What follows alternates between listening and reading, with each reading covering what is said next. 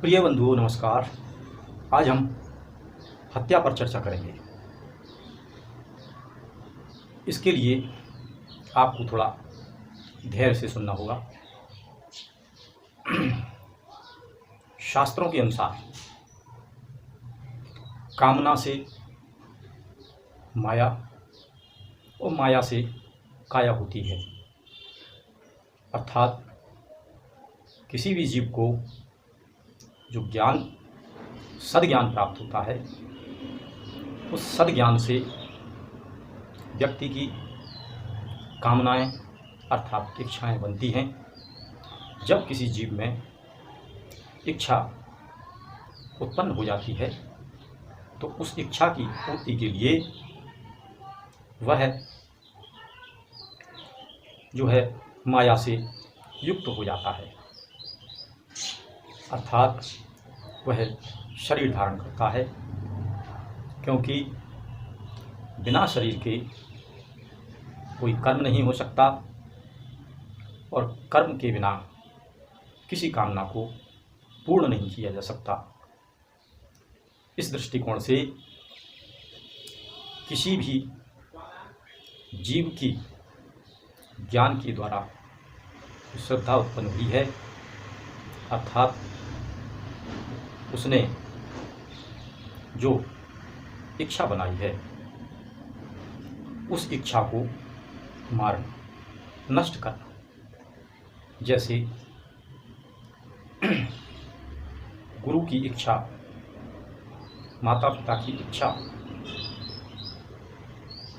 अपने स्वजनों की इच्छा, इसको मारना अर्थात उन्हें मारने के समान कष्ट देना ही है, क्योंकि उनकी इच्छा का नाश हो रहा है।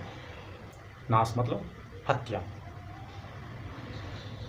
दूसरी दृष्टिकोण से और जरा विस्तार में जाने तो दूसरा जो पायदान है कि इच्छा से ही माया में जीव लिप्त होता है, फिर वह शरीर धारण करता है।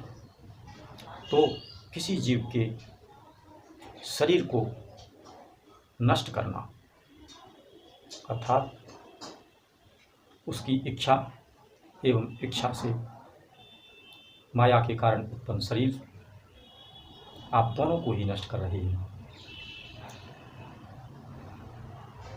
अतः किसी के विचार को, किसी की इच्छा को नष्ट करना उसे मृत्युदायी कष्ट देना है। अब हम यह जानें कि हत्या या मृत्यु कितने प्रकार की होती है। तो इसमें हम कहेंगे कि एक मृत्यु का पहला प्रकार तो यह है कि उसका शरीर नष्ट करना, और दूसरा प्रकार है उसकी इच्छा को, उसकी कामना को नष्ट कर देना। इस दृष्टिकोण से मृत्यु के दो भेद हैं, एक विचार नष्ट करना और एक शरीर नष्ट करना, जिसमें भगवान के द्वारा, परमात्मा के द्वारा उस व्यक्ति को मृत्यु देने पर क्षमा करने की जो स्थिति है वह बन जाती है। लेकिन कुछ मृत्यु ऐसी होती हैं जिनको देने के बाद परमात्मा उसे क्षमा नहीं करता है। इसमें ब्रह्म हत्या, एक जीव हत्या है, एक ब्रह्म हत्या है। तो ब्रह्म हत्या करने पर परमात्मा उसे क्षमा नहीं करता है। अब ब्रह्म हत्या कितने प्रकार की होती है यह जानें। ब्रह्म हत्या 3 प्रकार की होती है। पहली है गाय की हत्या करना, दूसरी है ब्राह्मण की हत्या करना या गुरु की हत्या करना, तीसरी है जवान देकर, वचन देकर उसको ना निभाना, अर्थात ब्रह्म हत्या 3 प्रकार की है।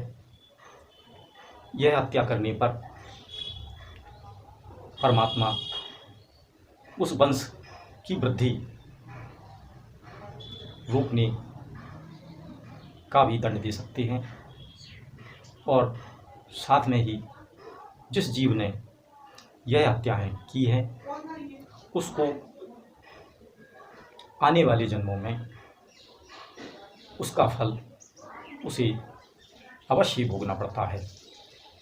इसलिए ध्यान दें कि हत्या करने पर यदि परमात्मा की इच्छा के अनुसार हत्या की है तो वह क्षमा करता है, लेकिन उसमें भी यदि उसने परमात्मा की इच्छा के विपरीत अर्थात ब्रह्म हत्या की है तो वह क्षमा के योग्य नहीं है।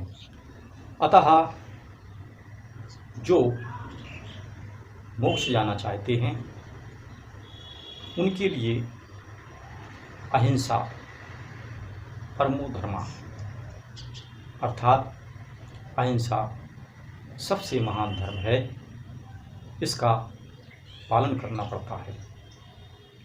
जो ब्रह्म हत्या नहीं करता और हत्याएं करता है उसे कर्म बंधन, कर्म के अनुसार स्वर्ग नरक भोगने के बाद जन्म लेने पर भी उसे उसका फल भोगना पड़ता है। या आप यूँ कह सकते हैं कि हत्या करने के कारण ही उसे जन्म लेना पड़ता है। जय श्री राम।